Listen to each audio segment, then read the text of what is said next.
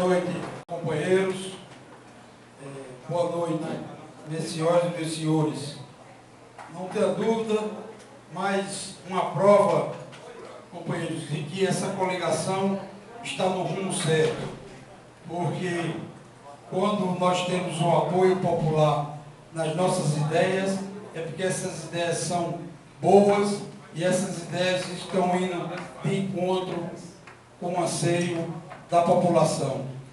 Então nós estamos vendo aqui hoje uma prova de que a nossa coligação tem um apoio popular, porque aqui nós temos não só liderança, mas nós temos o povo humilde, o povo sofrido da nossa cidade.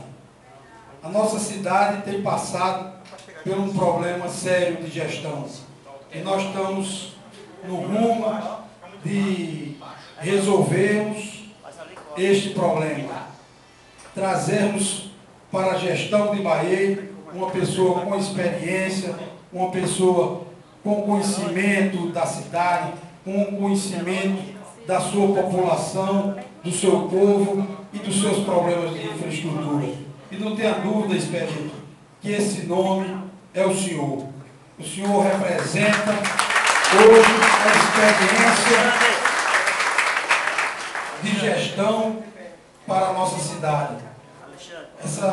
Essa experiência que nós temos certeza de que será, como resultado de sua aplicação, a solução para as nossas demandas, que não são poucas. Demandas na saúde, Wilson, demandas na educação, demandas na nossa infraestrutura, demandas nas ações sociais, nos problemas sociais, seja do adolescente, seja da mulher, seja os problemas também dos idosos. Então, nós temos que enfrentar com vigor toda essa problemática. São problemáticas de dimensões grandes, como é grande a nossa cidade de Bahia. Bahia ocupa hoje o 4º lugar no cenário do nosso estado e não pode estar sendo tratada como uma cidadezinha de interior.